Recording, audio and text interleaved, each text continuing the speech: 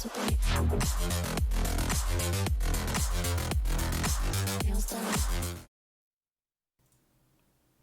All right. Welcome, everybody. It's time for the Pig Show. We're back after a solid month of being AFK. What can I say?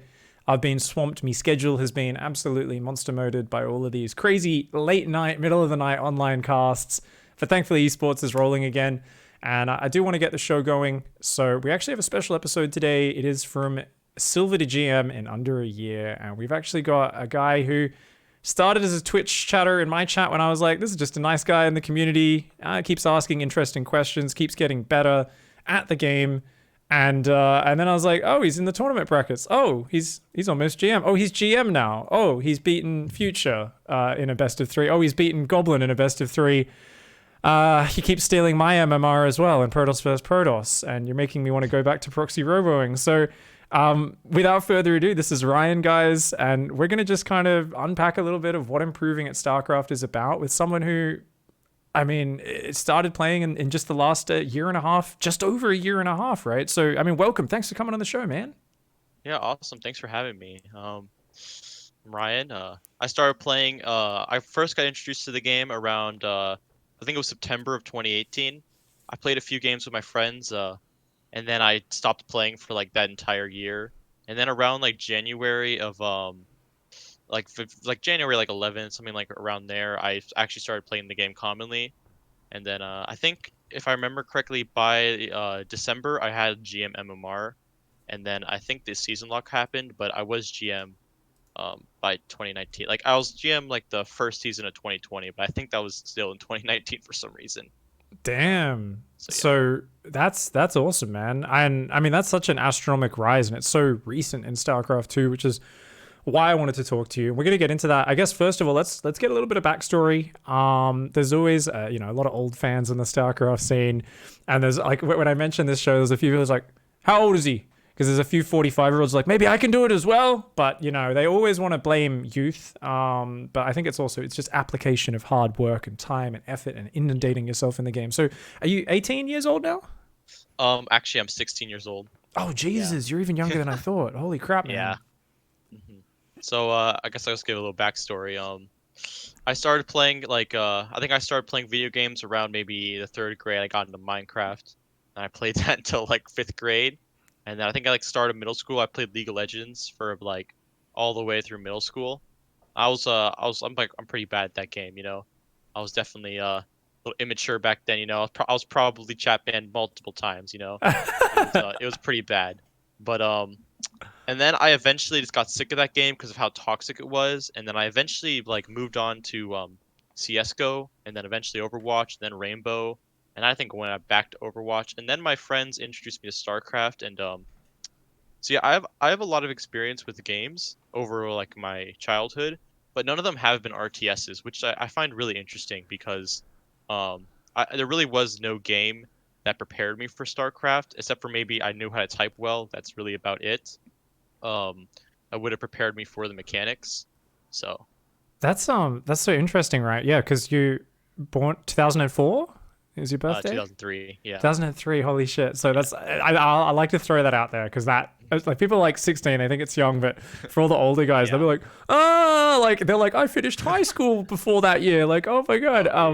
So it's always good to kind of put that in perspective, but you've missed the RTS era, basically, at your age. And that's the interesting thing because for people my age, I'm 32 in December, so up to, 45, 50, 60 years old, we grew up with RTS games. Was like half the big game releases were RTS games for a long time. So we kind of grew up with some of the mechanics, and like, I talk about how like, you go back and play Warcraft 1, you couldn't box units. You had to hold down like control, or I think it was alt to drag a box, and you could select up to 4 units at a time. They hadn't figured out Fog of War. Once you explored part of the map, you could see the whole map.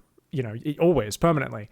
So, it's so we've seen this evolution, and for us it was like, oh, Warcraft 2, you can control 9 units. Awesome.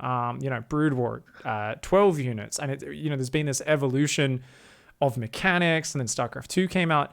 And the thing is, I mean, for me, I grew up with all that, but when StarCraft 2 came out, I still was like, I'd never played a game properly competitively, and it was harder you had to be like deep into, you know, these much more niche forums and like hanging out to find out all the details of improving. These days, you open YouTube and there's like 1,000 guides, there's lots of tutorials and things. There's a lot of resources out there, but it's also, I think, a problem where a lot of players kind of just, they're inundated with resources. So I mean, I think it makes sense. You played CS, Rainbow, you played LoL. These games all have a little bit of a more natural curve into them. When you started StarCraft, was there like a huge hiccup figuring out just how to macro and Well, build stuff? I think I'll just start by saying the what really drawed me to StarCraft was, I mean, I was definitely more mature, I mean, less mature, and like I banged my hands in the desk sometimes. I was definitely much younger, and I really just wanted to find like a game that had a much more mature audience. Um, and because like honestly, I was a bit sick of team games as well, and StarCraft is like the perfect combo. I mean, I honestly really like how much older the fan base is and the player base, and also that's a 1v1 game, which I find much easier to improve at. And then so when I started, I was actually like a big Winter gaming fan. He's basically like from day one I was subscribed watching him. And so what I did was I just watched his like basic tutorials. I pretty much like to this day I play every single race like almost equally. Maybe Zerg a bit less because we stay away from the hard subjects in life. So, but I guess I'll just go into how I what resources I used. Yeah, yeah. So So with I like Winter, so it was just a few beginner guides. So that was kind of like yeah.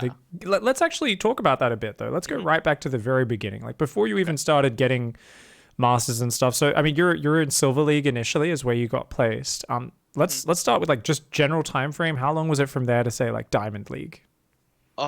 It was like I would say half of the time. I took a look at my like for the win ranked or whatever the website's called, and it's basically just like a straight linear line. There wasn't really any big spikes. So it was potentially half the time. And I just did the I just watched Winter's videos and I just copied what he did. That's kind of just how I learn. I try Mm, to copy things exactly, and so I would just do like Winter's videos was basically just build probes, build bases, make units, and then a move when you feel like it, and that's what I did like all the way to Diamond, yeah. and yeah, that's pretty much it. I think it's just important that you do things correctly. Also, what really helped me, I think, in the long term, was I watched like all of Winter's videos on mechanics. So I've never Mm. had an issue with like F2ing, and like at the very start, I only used like 4 control groups. I've now used all 10, but I always use camera locations, and I think that really sped up my progress because he had That's some really great guides on that. so that was pretty early on. You started using camera Hmm. locations. That's Yeah. huge. Yeah, that's really big, right? Because so many people just fall into these bad habits. So I think that's powerful. Solid mechanical base. You just use, is it grid or like a modified standard setup? I just used the standard. I basically just changed like all of the terrible keys that are on the right side to the left. Ultralisk Pretty much standard. cavern, patrol, Yeah. infestation Hmm. pit. What do you use for patrol? I use Q. Yeah. Cool. And did you move any of your control groups from like 0, 9, 8, the far right Yeah. hand side? I use 1 through 6, and then I use spacebar, F, X, and W. I always use the warping key, but I started to have an issue to where I do a DT drop, and for some reason I had 3 gates instead of 4. Mm. So I just I just decided to start hotkeying them, and so yeah. You get better at proxying as well, right? Because Yeah, then you're used to exactly. hotkeying your gateways. So, I Hmm. mean, there are some crazy games where it's like it's rare unless you're Florencio, but like 9 minutes in, you don't have warp gate, and you're like, I shouldn't be manually clicking on gateways. So Hmm. that's cool, man. I mean, I love that. Just that idea, space, F, X, like these keys, just moving it to the left hand side, making it accessible. So, are you using just F1 to F8 for camera Yeah, locations? I actually have 2 buttons on my mouse, and I use those for like the forward one is almost always on top of my like starting gates for like the wall, and Yep. then the back one is because I use F1 through 4 for the first 4 bases. I use that for like a brand new base a lot of the time because you reaching F5 and 6 is not that easy.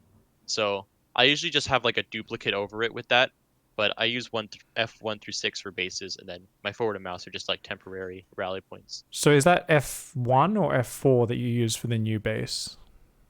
Oh, for the new. Oh, no, it's my back mouse button. Oh, Duh. that's the back mouse. Okay, so front Yeah, mouse is yeah. like the rally point. Early on, it's production, Mhm. but then it becomes kind of like the wall Yeah. off defense slash rally point. Mhm. Then we've got Yeah. F1 to F4, first four bases. Back mouse button is the new base. So it's kind of like just Mhm. easy to, grab Yeah. workers from an oversaturated base, press the back Mhm. mouse button, send them to the new base. Yeah, exactly. And then I also use F5 and 6, which is what I'm practicing nowadays, trying to complete them all, you know. Yeah. The Yeah, so I, mythical extra keys. A lot of people yeah, don't use those. with my control groups, I basically always have been trying to improve them.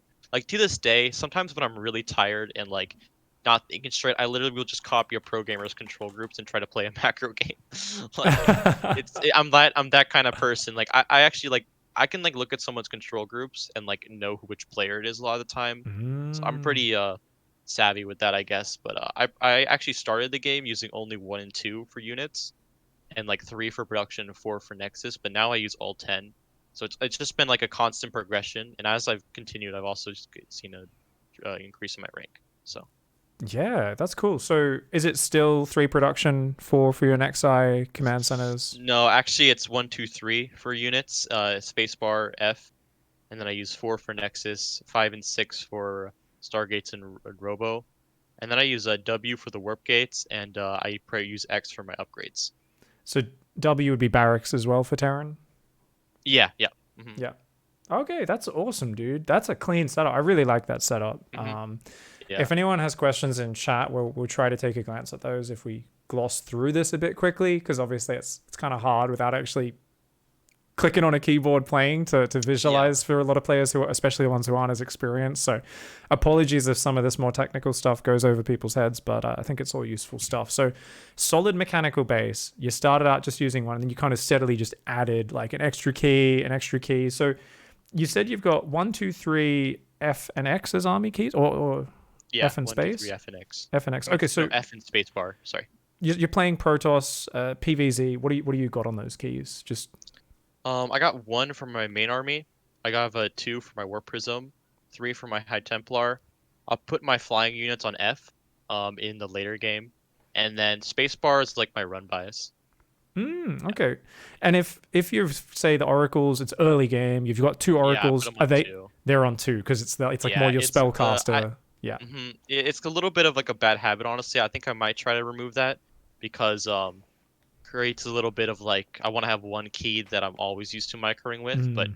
for now it's almost always 2 because those I are my most comfortable keys. I do the exact same thing, and there is always that moment where I'm transferring the hotkeys around, and if shit hits the Yeah. fan right at that Yeah, moment, and then exactly. you start hitting the previous key you had them hotkeyed on, but now that's your High Hmm. Templar, so you're trying to use your High Templar like oracles.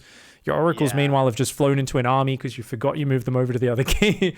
Hmm. And I'm not sure if it's like, is it just you need to train your brain to switch gears a bit cleaner, or is it a bad habit and you should just always put them on the other key in the first place? I think there's arguments for both sides. Yeah. Well, honestly, I actually like I watch a lot of pro gamer replays and I watch GSL, and I actually noticed there's like I think there's 2 types of people.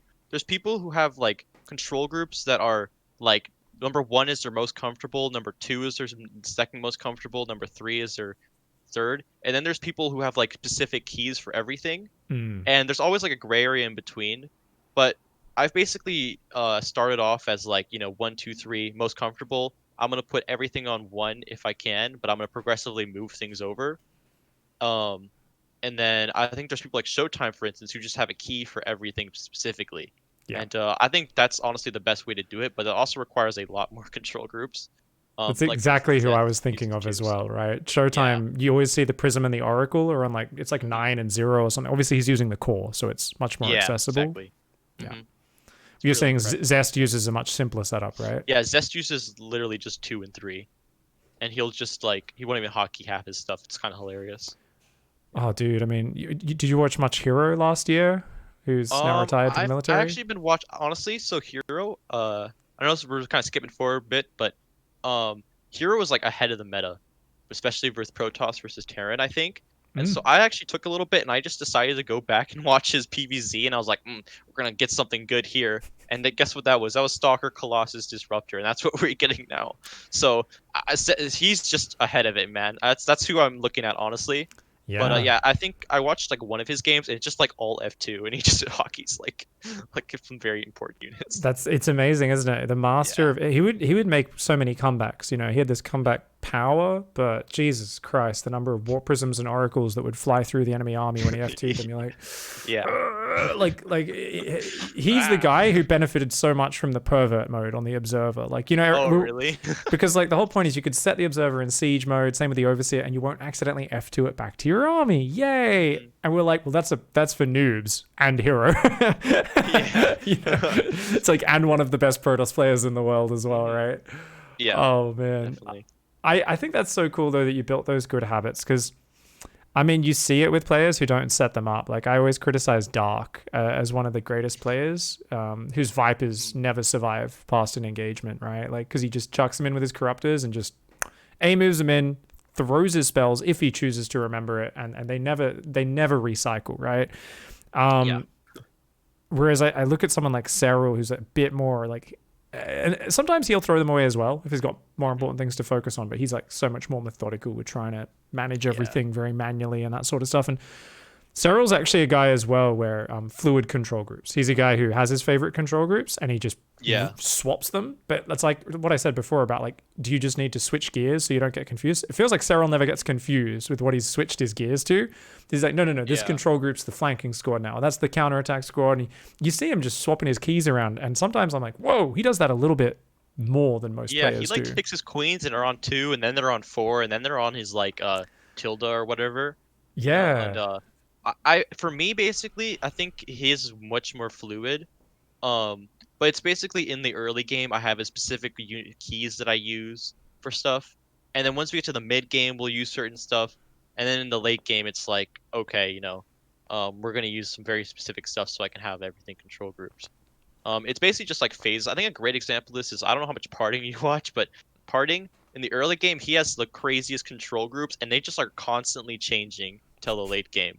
It's actually hilarious. Like he like control groups his gates on like 3 and 4, and then when he has a unit they're on like 2 and 3, and then when he has star gates it's only on 2, and it's kind of crazy to be honest. Whoa, I actually haven't paid Yeah, too much attention. I'm going to he look is at that. his is insanely fluid. He's also like, he also uses like only like 3 control groups, but then sometimes he just like replaces his production control groups with units. So he's probably Wow. one of the most fluid, I think. What a weirdo.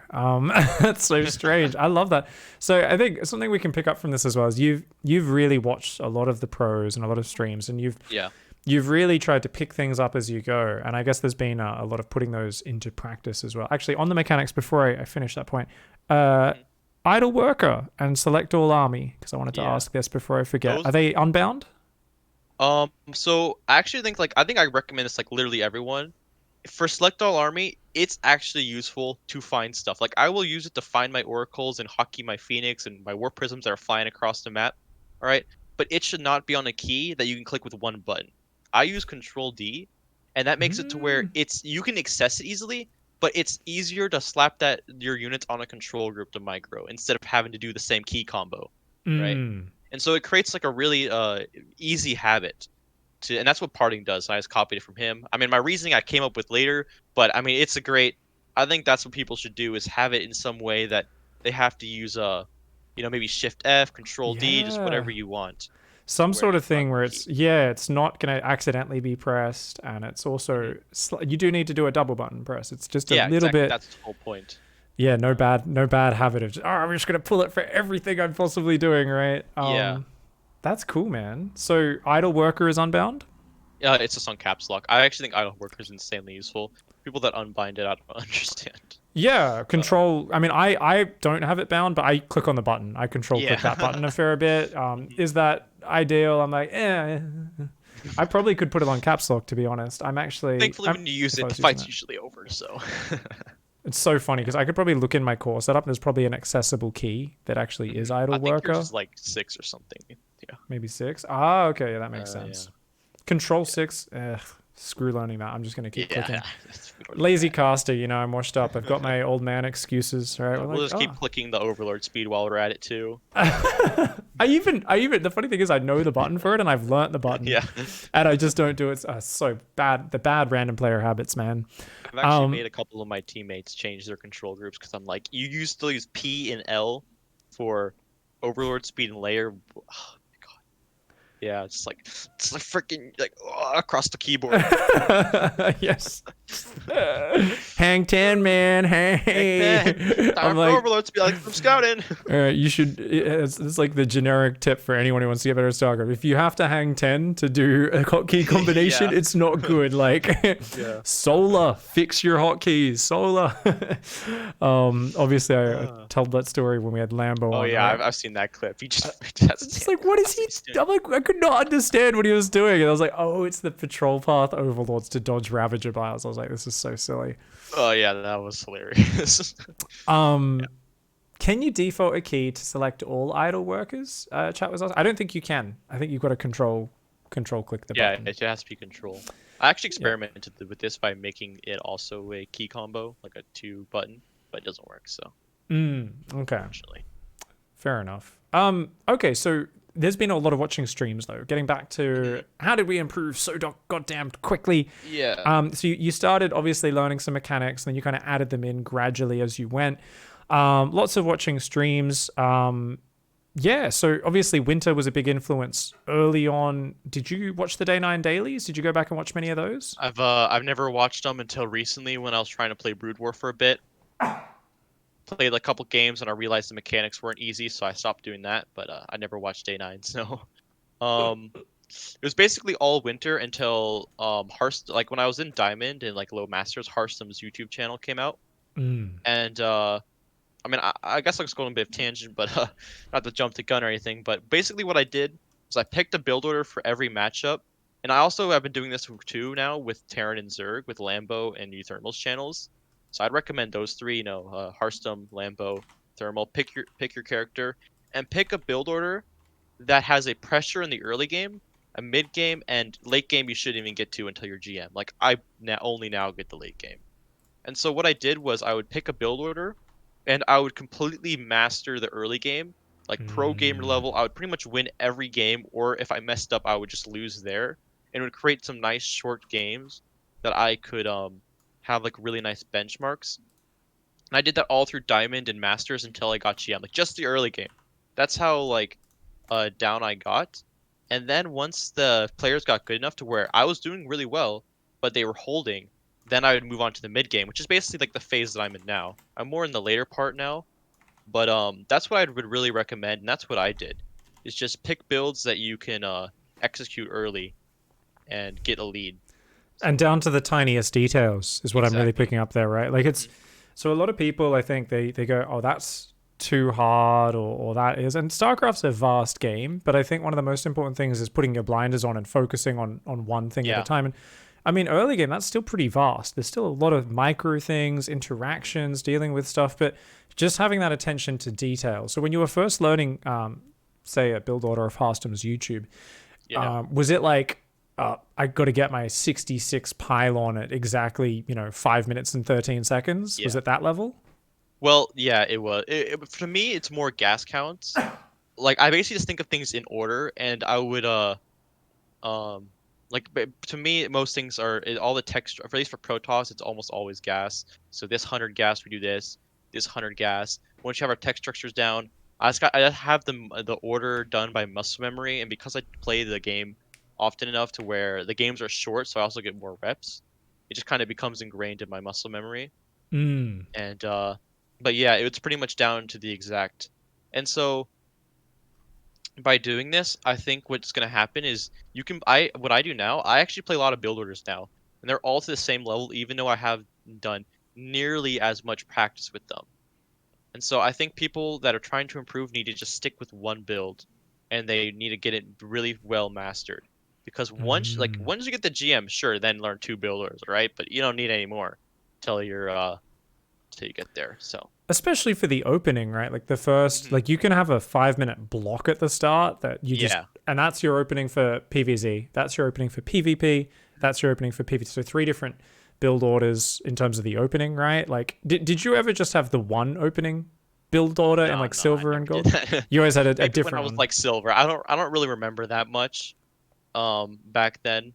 But I don't I think when I was maybe just starting and I was like I remember the first time I figured out what warp gate was. That was hilarious. I proxied a gateway out on the map and I built warp gate and I thought I could, or you go full arbiter and just teleport everything there. Apparently that was not the case. Um You were trying to like recall with the warp gate Yeah, Warp Gate essentially. was really confusing for me in the early game. But up until then when that's basically when I was like, okay, we need to find someone to figure this stuff out. Winter So, gaming. Oh, yeah, thank you. Yeah.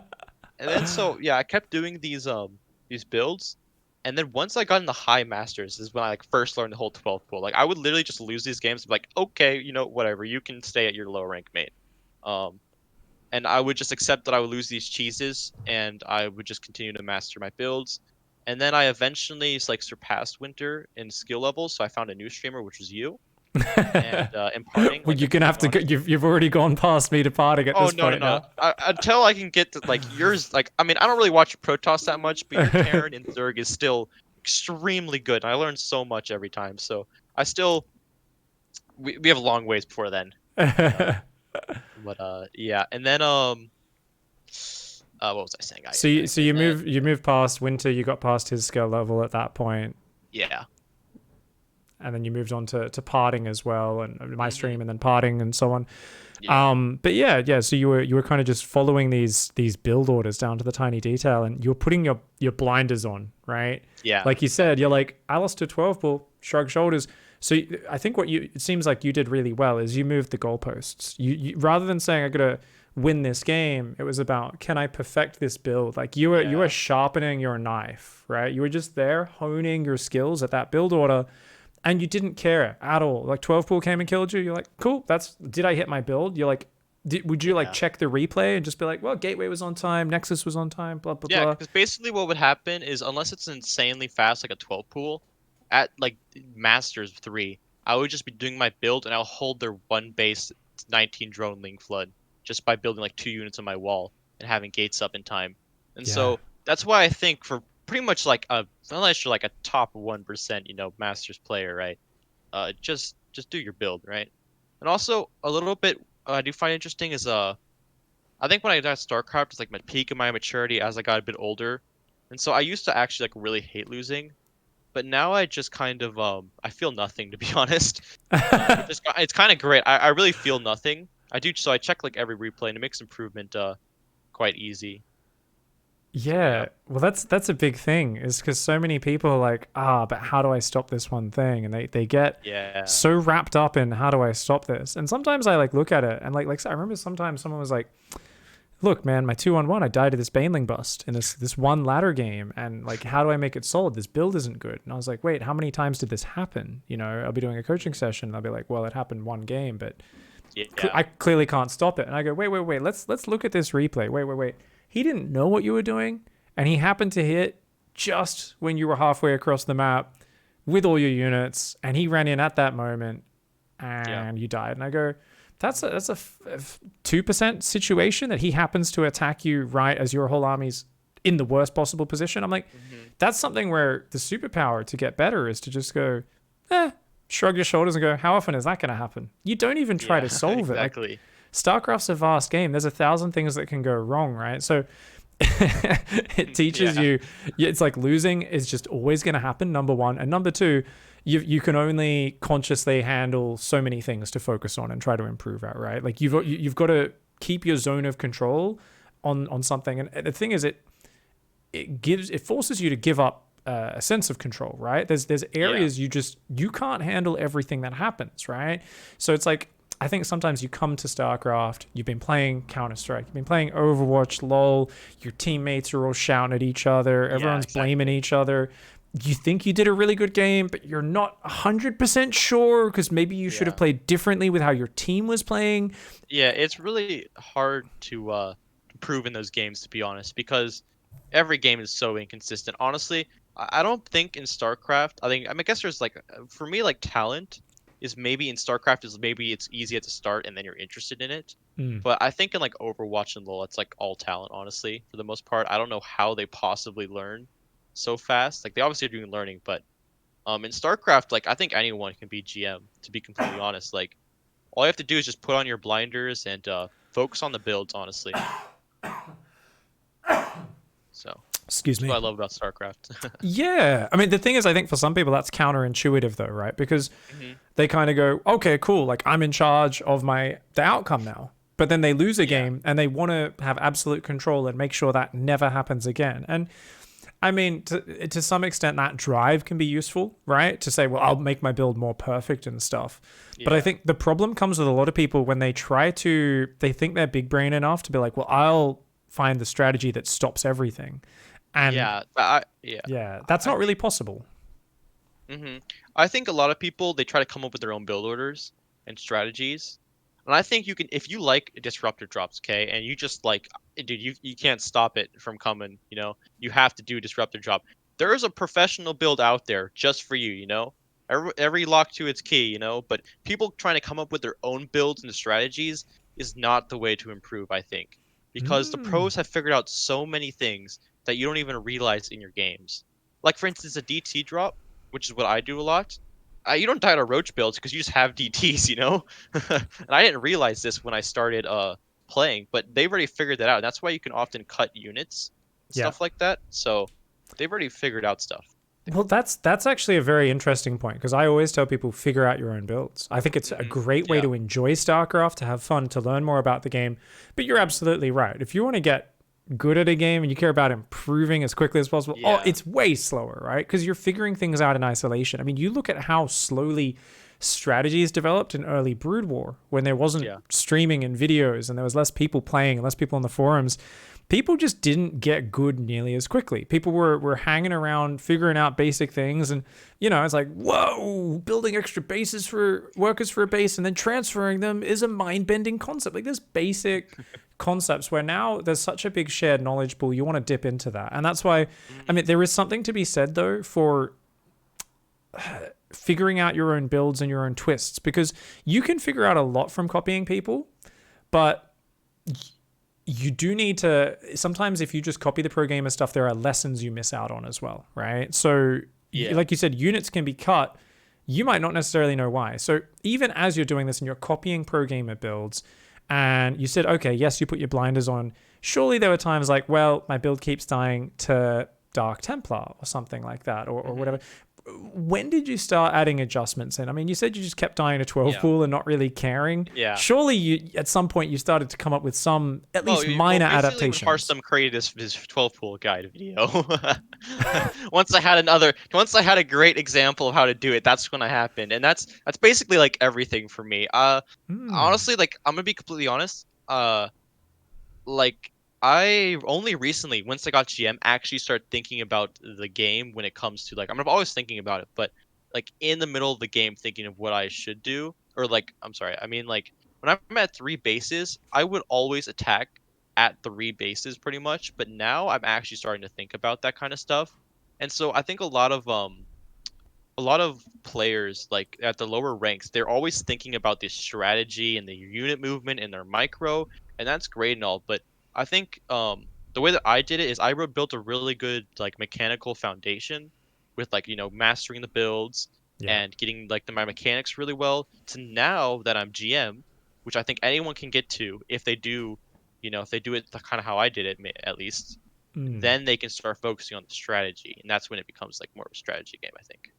So. Yeah, right. Because it's kind of gated behind it a little bit, where if you think too Mhm. much about it, at the same time, so part of why I don't think I would be, changing my advice to players about figure Yeah. out your own strategies is not everyone's going to be playing as hard as long, right? So Yeah. I think it Like. depending on how much time you have to commit to the game, it's like you always want to start with the foundational basis. Like you said, grind a build, learn to build workers, probes, not get supply blocked, hit your timings just right, and when you die to something, just try to do your build better. You were 10 seconds late on this pylon, fix that. Focus on the stuff that is completely in your control and build that foundation.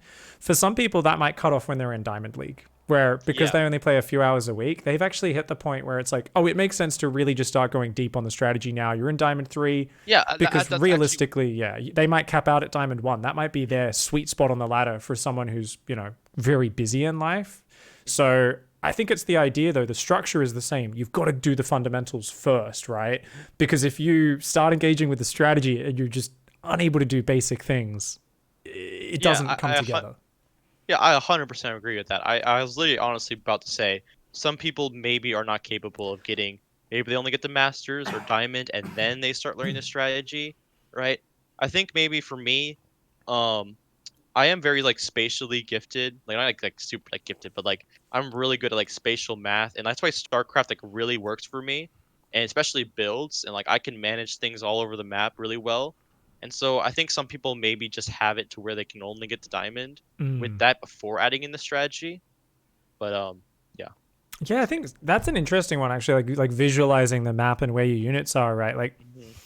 I think me or you, we could probably close our eyes, and I don't know if this is probably something that's developed with playing RTS games, Yeah. but it's also something that maybe we started out with to some extent as well. I mean, I grew up loving, not RTS games only, but like, military history and looking at maps and Yeah. shit. And Same. like, I used to do scouts as a kid. So, I like whenever I'm in a new city, if I'm just chilling in a city for a day, if I stay an extra night at an event, I like to just walk around and I like to just kind of learn where things are in relation to each other in the city, and I get a Yeah. feel for where it is. And I like to kind of walk between these different places I want to eat at or places I want to go, and I get this feel for where things are, and I know where things are after just one day in a city in terms of the main landmarks and areas of the city from each Mhm. other. Yeah, I'm the exact same way. I know a lot of people who they can live in a city their whole life. Dot, for example, in the other room right now, doesn't know where anything is in relation to each other. She just Yeah. doesn't think like that. Hmm. So maybe that's something where when I close my eyes, I can think about, all right, I got those zealots waiting on the top left, zealots hidden in the bottom right, got that prism that's going to go in from that angle, and then I've got these units coming in plus the flanking disruptor that I'm going to try and sneak up and snag a few ghosts and marauders as well. And I kind Yeah. of have this feeling in my head for it. And I guess the analogy I'm drawing is I can remember my like dad and my brother trying to teach me chess as a little kid, and how hard it was to think a few moves ahead in chess as like a little. I Oh was like, yeah, I actually, oh. I'm actually doing chess right now. I have that same problem, man. I lose my queen all the time just because I didn't think, you know. I think it's definitely a kind of like, thing that a lot of StarCraft players a high level share maybe. Yeah, it's a hard thing. And I think sometimes we take certain skills we have or ways we see the world for granted, and we forget that like Hmm. everybody thinks and sees the world a bit differently, right? And Yeah. has different ways of learning. So I think there's so much there that I can't even possibly talk about because it's like, well, it's just outside of my scope of how I see the world. I'd need some learning neurology expert to actually like go deeper on that. But Hmm. yeah, there's a lot of pattern recognition. I Yeah. always, when I rave about Cyril, I talk about his ability to just pass information. Where, back when he was doing the three-pronged roach burrow Oh stuff in yeah. Zerg vs. Zerg, and you watch his screen, he's popping between them and he's engaging and disengaging at such a high speed for such a protracted period of time while hitting injects and building units at the same time.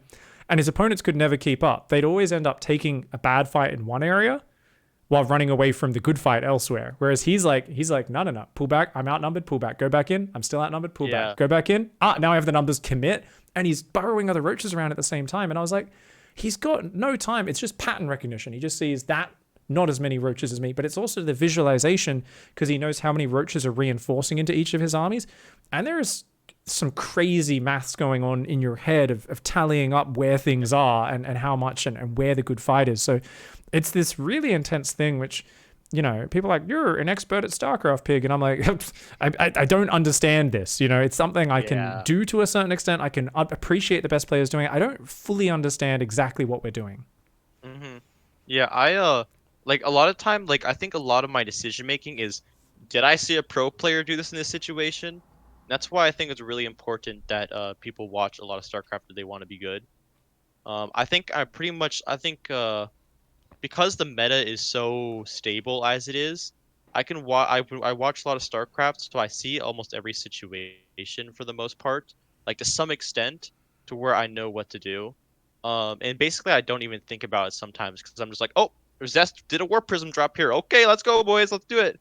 Um, you know, so yeah, that's basically how I. And also, I'm kind of the same way, like with Sarah. I mean, I'm definitely not to that level, obviously, but I can do like when I play Zerg, I also do that roach thing. I just like it's definitely obviously not to the same level, like whatsoever, but it's kind of like the same thing to where I can just burrow roaches and stuff like at nonstop and hit all my injects. So And it's something where it just takes experience, right? So yeah, I think a lot of people take bad fights and they think I'm bad at fighting or I'm bad at microing.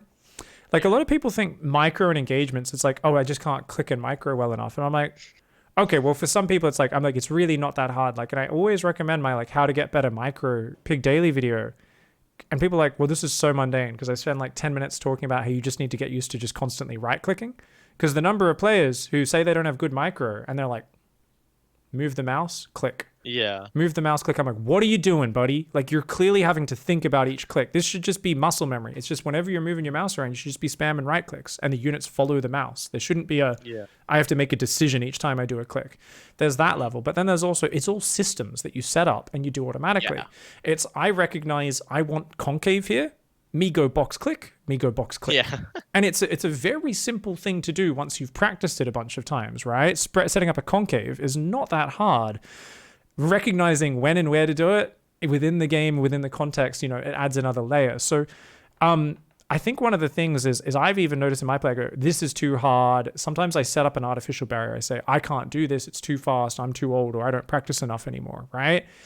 But realistically, I think one of the best things you can have is not just put blinders on at the level you're at now. And I think you're doing this pretty well because I can see you continue to improve. It's you also say, okay, this is a hard situation. There's a lot going on. It's very difficult to manage. Let's get more reps and let's learn to recognize the situations quicker so that I can, like if you're splitting up Immortal Archon High Templar and you're defending against, say, Ravager Baneling in 2 areas, that's very hard to micro storms on both fronts and pulling back the High Templar and stuff, right? And I remember I used to just think, no, I can't do that. I'll just make one army Immortal Archon so I can A move it and I'll micro the other army really hard. But to make that work, obviously you need the Immortal Archon army to be way bigger. And the High Templar army had to be microed fucking perfectly. And I was making things so hard for myself because I threw up an artificial boundary saying, I can't possibly micro High Templar in 2 armies because then I wouldn't have separate spellcaster control groups. And I rely on that. And I had this thing where I said, I can't learn that. And then at some point I watched enough Showtime and Neeb and I was like, actually, I can just have 2 army groups and I can just manually micro the storms and it's not going to be perfect, but I got better at recognizing how to do it. And it was just this thing. So do you sometimes like have a situation where you go, oh shit, that's really hard and it seems too difficult for me, but then you kind of force yourself to say, let's keep doing it and let's focus on this and this, and I know I'll get better at it with more reps?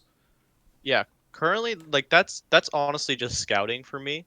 Because I do play with blindfolds until like now, like just pretty much like very recently this year, to where I will like I was so used to like flying my hallucination around and be like, oh, there's a roach form. Okay, we need immortals. And now I have to think, oh, there's this many gases and there's so many of this.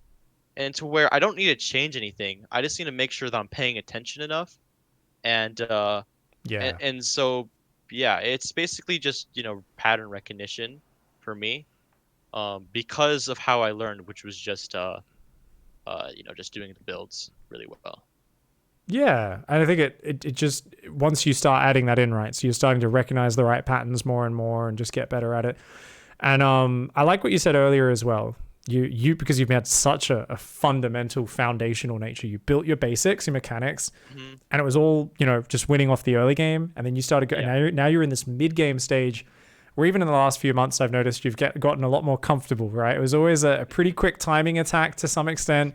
And now there's times when I play against you and I'm like, oh shit, he's actually comfortable just chilling at this stage. And I can see you're getting deeper to the game. Like very much like Monka Shake. I'm just like, I'm basically, yeah, that's actually a great example. I forced myself just to chill out. Because a lot of times I was reaching a wall to where I used to just be able to play like PvT, Mass Gateway, and I just have more units and attack move. But now it's at the point where I can't do that anymore. So I actually have to like chill the heck out and spread my units out and just do the same thing and say I can play the same way. I just need to not be so Papega. So Yeah, man. yeah, Well, I think. do you remember that Silky game you played in EPT like a month or so back, where on Oh Eternal yeah, Empire? where I literally threw, like, that's a great example. I was really far ahead, but during that game, like, I knew I was ahead, but I have a hard problem, honestly, to where I think better player, they will all in me, and then they'll Mm, still play macro and not leave the game when normal players would.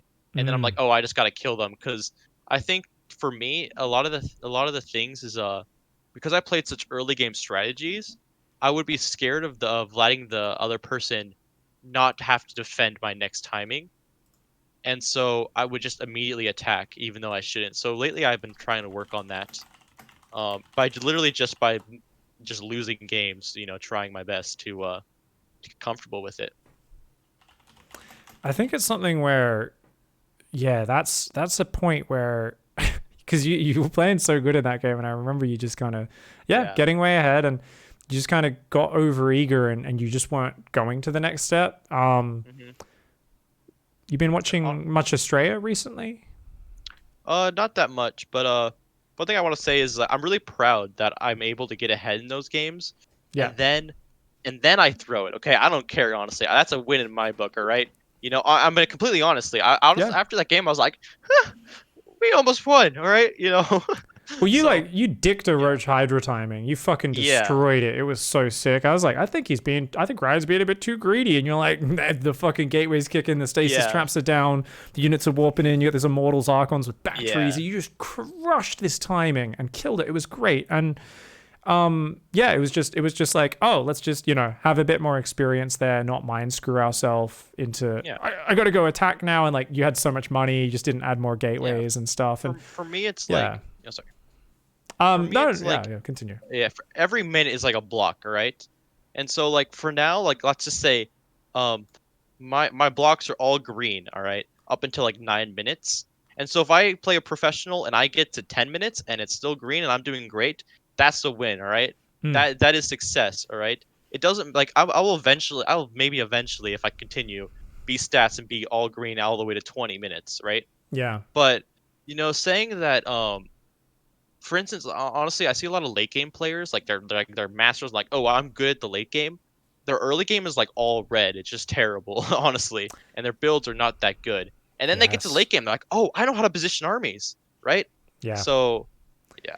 Well, that's such a testament to how many areas there are to focus on in this game, hmm right? And I think you're doing it the right way there, where you're realizing that. Because yeah, I look at it's like these late game mech players, and I'm like, wait, your masters won somehow, and like Yeah. they're just building turrets on two base, and I'm like, what are you fucking like? This Yeah, yeah. is I'm like 5K Terran right now, and that's like all the Terrans I face.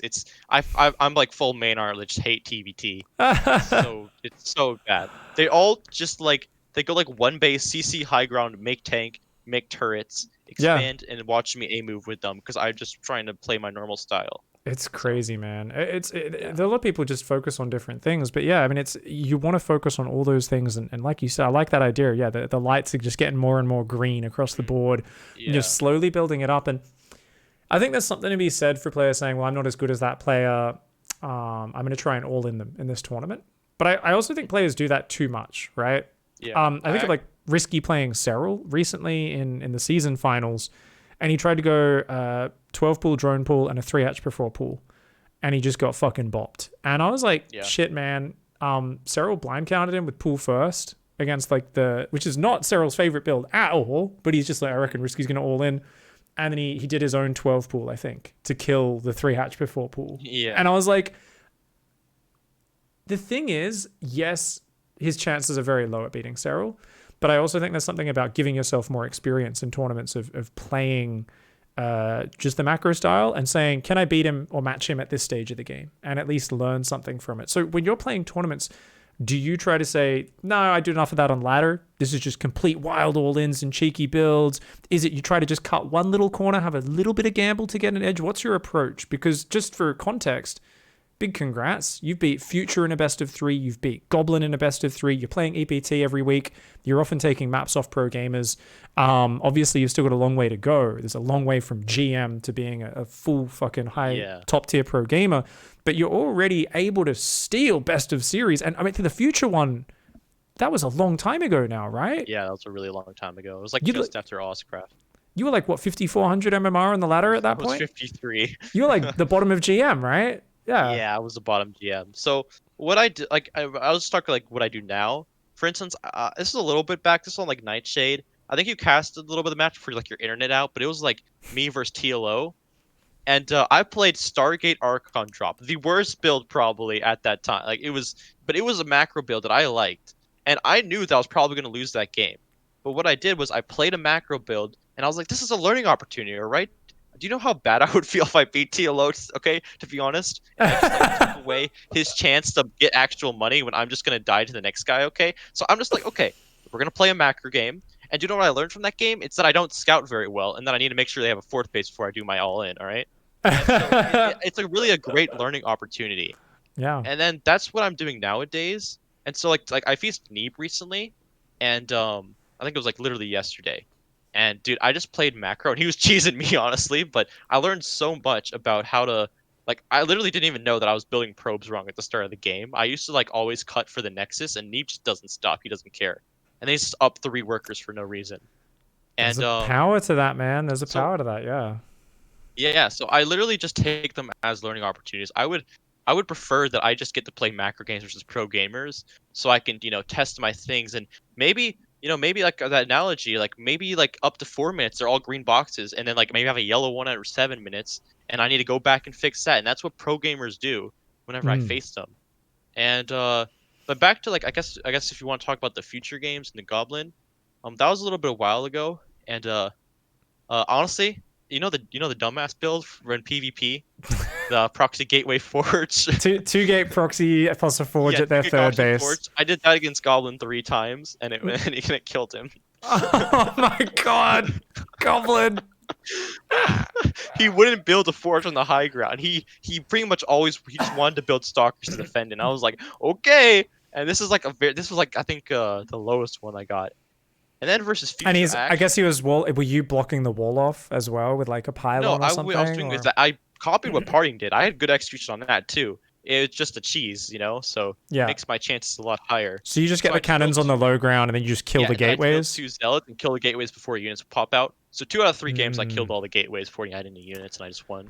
Oh my god, So that's so and then sick, dude. yeah, and then versus Future, I do remember these games very vividly.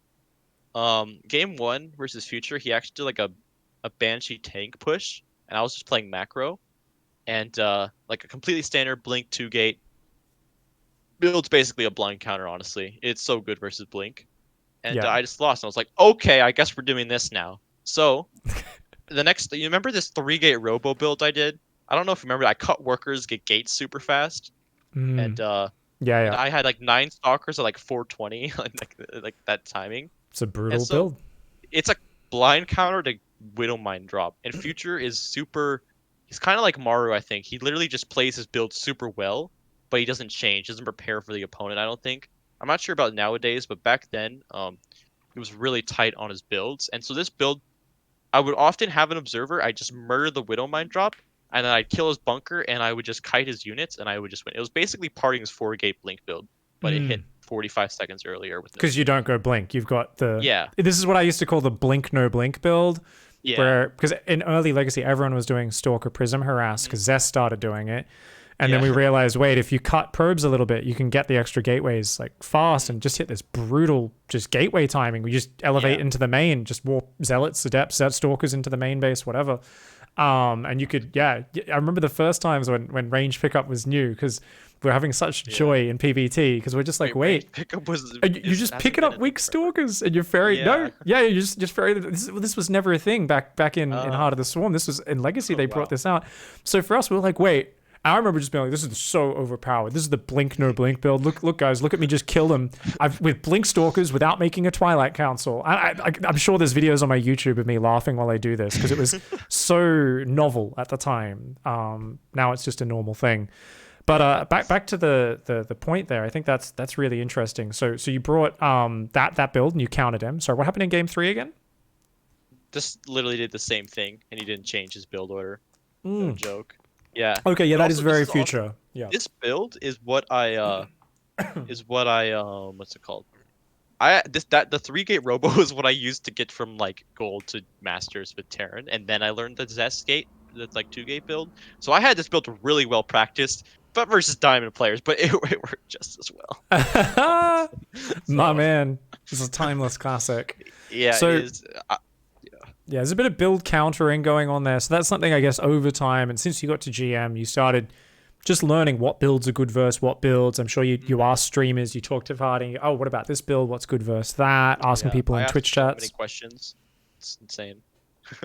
Parting gives you a lot of good Uh, info, right? You're often sharing y- tidbits in my chat well, when we're talking about yeah. things. You're like, oh, Parting says this is really good versus this and stuff. You have to lean him into it, okay? He doesn't like to share that much, but you gotta try to lead him on to the questions that you want. And one time I asked him about why he put his pylon in the wall in PvP, and he was like, he made this a test for me. He made me come back the next day and tell him why. He wanted me to study for it, you know.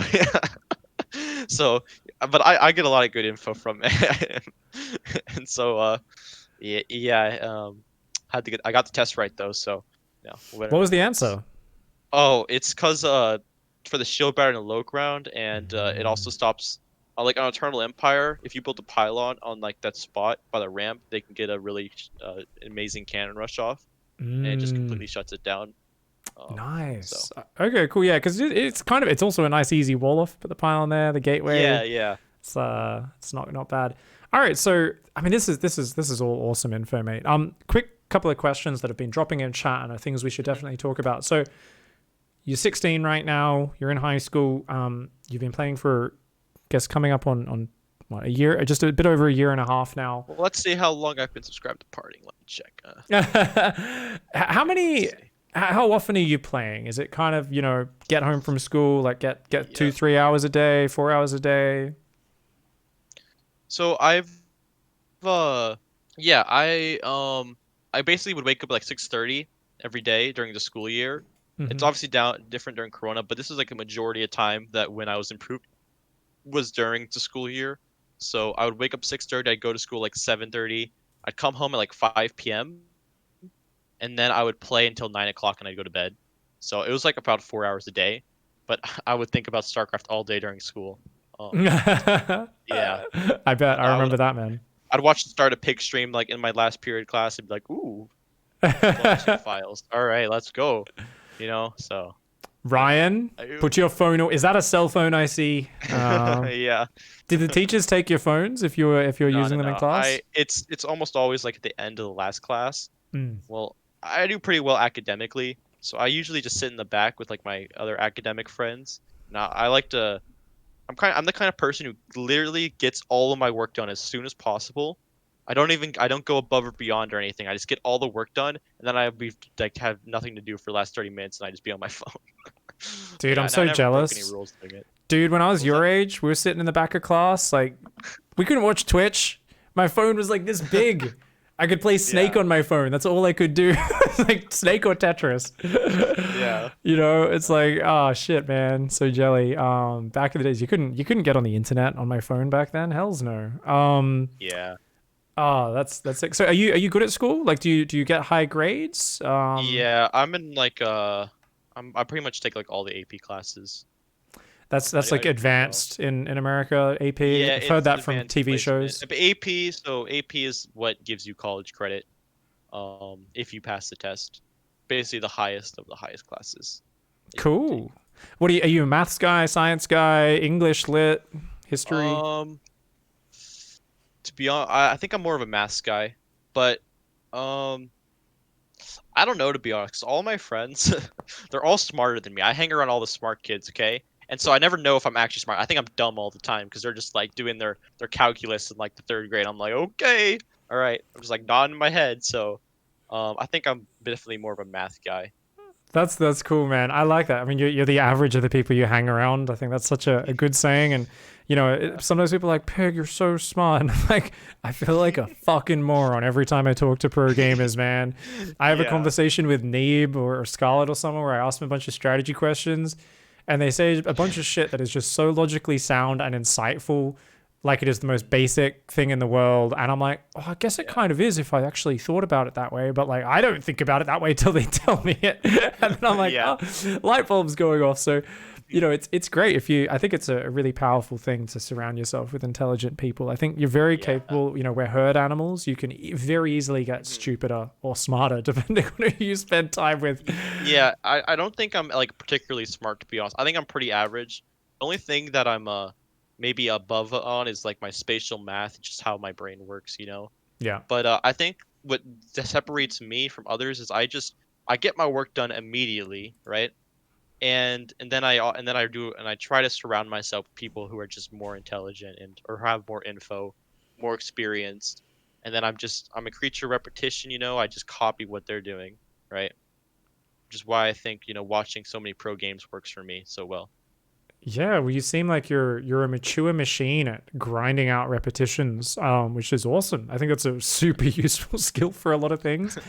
Um, Yeah. is your family supportive of you playing so much StarCraft? Like, are they? Do you ever get off the computer, Ryan? Or what's the? Uh, well, you know, I get good grades, so there's not that much they can say, can they? You know, I'm just like, hey guys, you know, get an A's here. I mean, I've already have more college credit than my sister for some reason, so you Nice. know, You're so you're always listening to Parting Stream with the headset on, right? Because I think that might change their opinions very quickly oh about yeah, what no, you're spending your definitely. time. Yeah, definitely. It's Hey Ryan, what are you doing? Fuck you, no GG. Fuck you. that might have happened I'm going once or to twice, fuck but your boyfriend. Like that Drew can streaming out and stuff. Like, oh my yeah, god.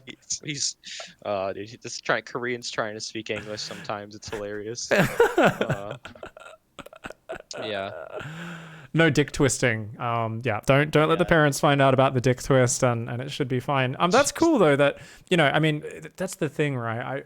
I think about like all the clashes I had with my parents growing up, and then I'm like, I'm like, at the time I'm like, yeah, my parents are so evil and stuff especially as a young teenager, and then I'm like, man, what if I just like did my homework and then like you have a lot of time when you're young. The homework isn't Yeah. always that hard. I'm like, what if I just did my homework and wasn't a dick? I bet my parents would have been Yeah. really lovely to me as a teenager.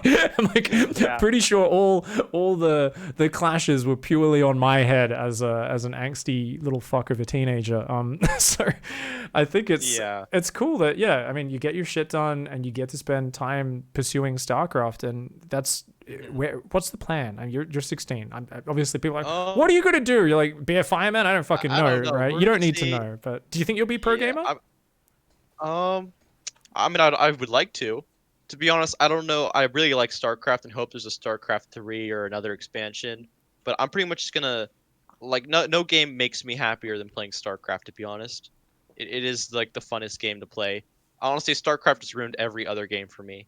Every other game is terrible. All right. To be completely honest, I can't. Maybe XCOM, but you know, they're so bad. Honestly, StarCraft is like this the best game. To be completely honest. Yeah, like an And XCOM or something. It's like nice. It's relaxing though. It doesn't tickle the same itch that StarCraft no, does. it doesn't. No, just seeing my opponent, like my barcode opponent, just say "F you" and leave the game after I literally just played standard macro, and they're like, "You're cheesing, mana." I don't know. So Stop. yeah, nothing gets me like that. But I mean, I would sure awfully like to be a pro gamer. I'm gonna keep practicing away. But honestly, like I think my plan in life is I want to be an air traffic controller. You know, I think Oh that's really? cool. Cool. I think my spatial abilities is really works for it, and the amount of effort to become one compared to the money, it's so good. All right, yeah. Oh yeah. I mean, it's a hard job, but I heard it's if you've got stressful, but like I mean, what a couple months trying to, or a couple maybe a year or two compared to like, colleges nowadays, no, that's a yikes from me. what are Um, the hours like for air traffic controllers? That's I've one heard thing that where a lot of I've jobs still have really bad hours, which yeah, I it probably will be bad, but then I guess I'll just be able to watch Korean streams for the first time, okay? You know, if they're really bad. So, it's always an upside. And Flash won his first ASL as random, and a plane got smashed because this guy was too excited watching that rather than managing on his phone rather than managing the Yeah. fights. Um, Yeah. yeah. I'm pretty sure that what they do in air traffic control is because it's so stressful, it's like 30 minutes on, 30 minutes off. So we'll play a StarCraft game unless I'm facing a mech player, we should be all right. Um, so Googling it in the US, found a CNN article. It looks like it's pretty standard. It's a 5-8 hour shift a week usually for most people. Pretty damn good salary. Seems like a good place to start. I love the photo, by the way, on your Wikipedia page with the aviators and that was the stuff. same day I got my those sunglasses. They were like they were really cheap for because insurance for some reason. So I was like getting sunglasses now because I mean I have prescriptions or prescription sunglasses. I was like, and then I was the same day I also got my jersey for my team, and then I got my Wikipedia page like a couple days ago. I was like, okay, let's put it all together. We're gonna take a picture. I mean, I kind of regret it, to be honest. I think I probably shouldn't have been wearing them, but I do. Those glasses made me very happy when I had them. That's sick, man. I mean, this is great. I really want to see you continue to play, and there's people like Estrella who's just, he's finished his maths degree, and is playing, and he is so good right now. He's dominating Watch S Team League. He's beaten Maru, he's beaten Innovation, he's one of the best records in the entire Watch S Team League, Australia. Oh wow! And he's going to keep getting better and better, and it's just so cool. And he's quite a few years old, 5 years older than you, 6, 7 years older than you now, however many it is. And he's like, I'm not really sure what I want to do, but just taking some time to be a pro gamer, and he's kicking ass with it. And I want to see more Americans doing that. And I think, you're building such a good foundation when a Warcraft 4, when a StarCraft 3 comes out. And it is inevitable. It might not be perfectly timed to come out next year, but it might be 5 years from now.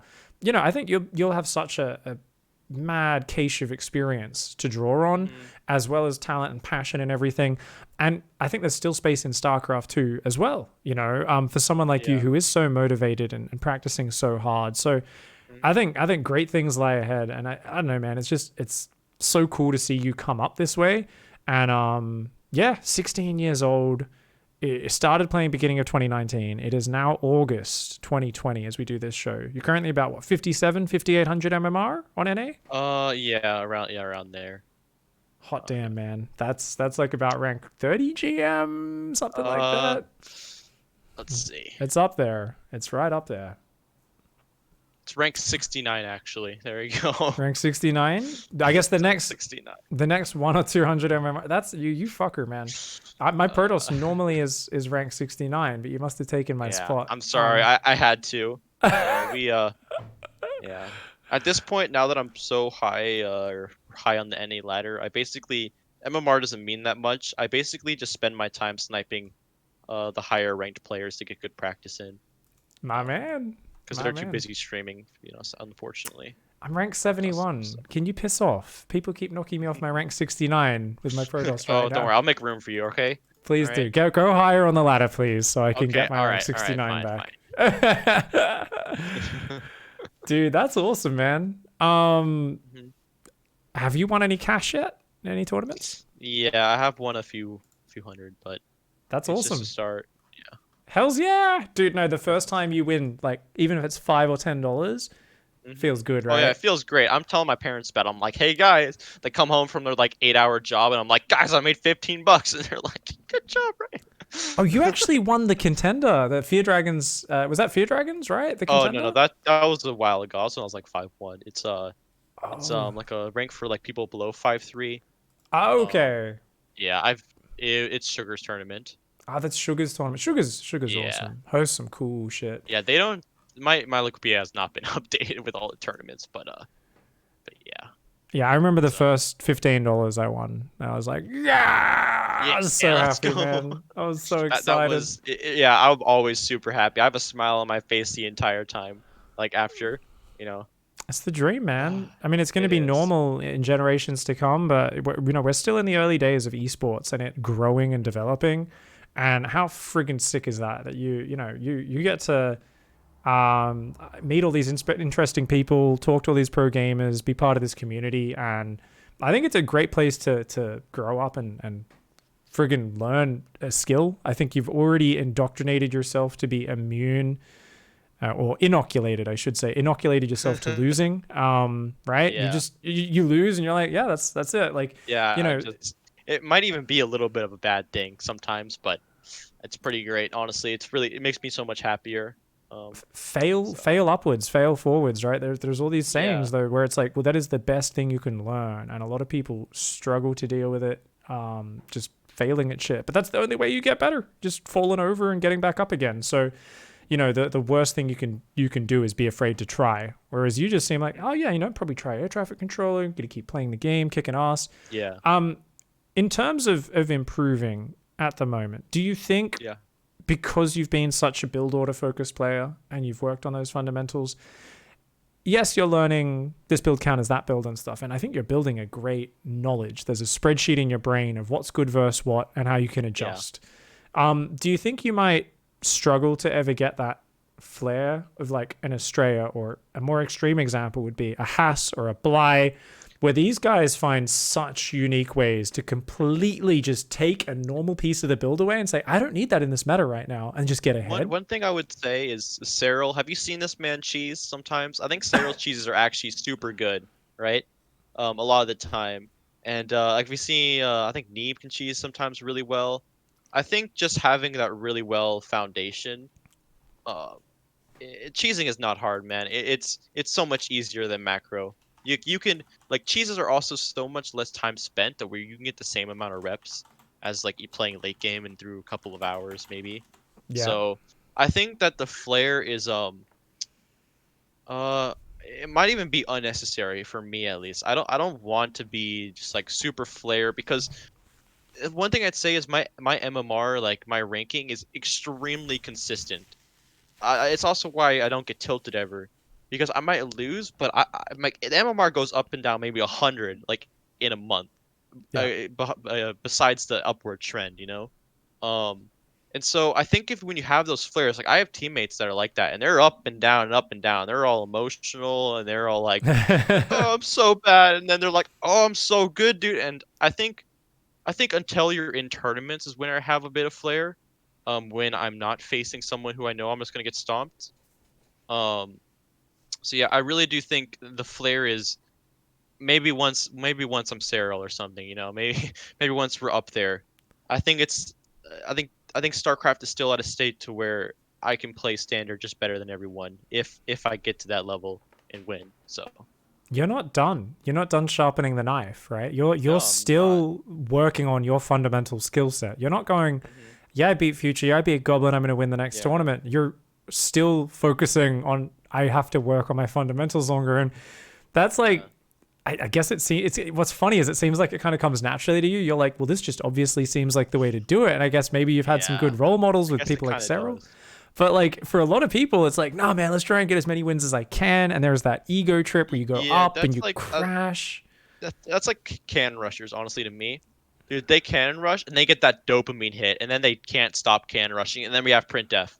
All right, they literally they get the easiest win of their life because they're in masters and they're terrible at macro because they only play late game, and then they do can rush, boom, easy victory. They do it again, and that's like, I think that's a great example of just people getting hit by that dopamine. They're just like, okay, so feels good, man. Yeah. And if you're seeking that out, if that's what ladder comes, I always say that's an ultimately self-defeating experience, because you always hit the point where you lose some games and you're like, well, I played a plate field to get the hit, and you start rage queuing where you're not properly focused on the right things. You're just hitting that button trying to get that dopamine hit. It's the classic, just 2 more Dota games, just one more Dota game, just one more Dota game. Got to have a win before we go to sleep. And I used to have that problem when I was playing League and I was like 11 years old, you stop working together as a team, you start blaming each other more, and it's the same thing even in a 1v1 game, right? You get angry, you get more frustrated. So I like that idea of you're still sharpening the knife, you're still building that fundamental skill set, man. And I do think when you hit 6.3k MMR, that's when I'm going to be like, Ryan, start doing those experimental fuckery builds, start looking at definitely pieces. That's pretty much where I plan. I think for now it's just, I mean, I see so many mistakes. Like I face like I think he's fine. He won't be that mad. All right, Paco Mike. All right, I faced him on ladder. He's super good in the late game. He is super smart. Very good. Really good. But his early game, I'm literally up 30 supply for no reason. Like it's that silly. And I literally think if I just continue to sharpen the knife, I can just stab him through the chest. All right. You don't have to do a fancy sword fight with him. You're going to walk right through them. You're going to be so much more ripped. They're going to be trying to and you're just gonna fucking walk right through them, man. Yeah, and that's also I really like the build order focus because I can beat Future or whatever these pro gamers just by doing my build if I get lucky maybe and they make a mistake, right? If I can just so yeah. Yeah. Well, I think that's such a good attitude, and I really am keen to see how you develop. So I think this is a great place to wrap up. I think we've gone for over an hour. So good chat. I was like, it'll just be a really short show. But I was like, I didn't think you're so good at talking. This is awesome, man. Been really insightful. Oh I yeah. think lots I of mean, people in love chat. I love being on these. I was when you hit me up with that message, I was so happy. I was like, oh, because honestly, ever since I started playing, I always envisioned like if I ever won a tournament, I would literally just thank Hearthstone and Winter and you and Parting for having such like amazing resources that I can copy. Like I wouldn't be here without you guys. To be completely honest, like the resources are out there for everyone who's watching. You just gotta use them and Yeah. put them to use. So Put those blinders on. I think is a few of the big things we've learned to summarize this show. If anyone's going away, and we've talked about a lot of things, put your blinders on and focus on one thing at a time. Try to build a solid foundation. And as we said, depending on if you only play an hour a week, obviously, maybe you just, you get to low gold and that's where you start focusing on the strategy because it's, you're playing so little and so casually. Maybe that's the case. But if you're wanting to get really competitive like Ryan, I think we see that you keep hitting that build and you keep grinding it and you hit to that high level. I think follow the builds, copy the resources, and really work on that solid foundation. Shout out to Printf, who's in chat, by the way. He vetoes what you said. He says, I'm a man of principles. Thank you, Ryan.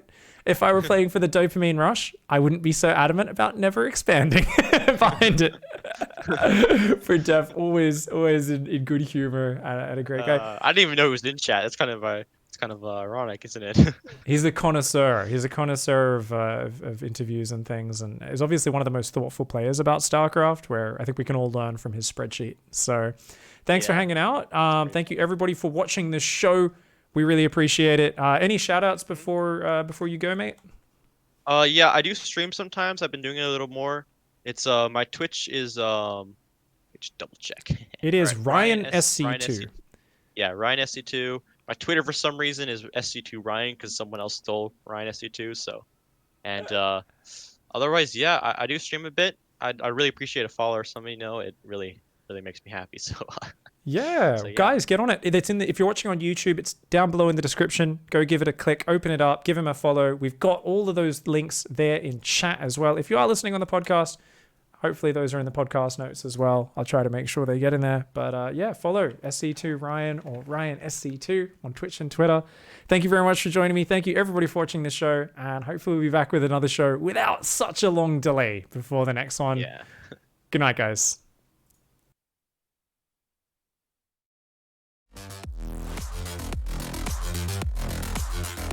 Possibly.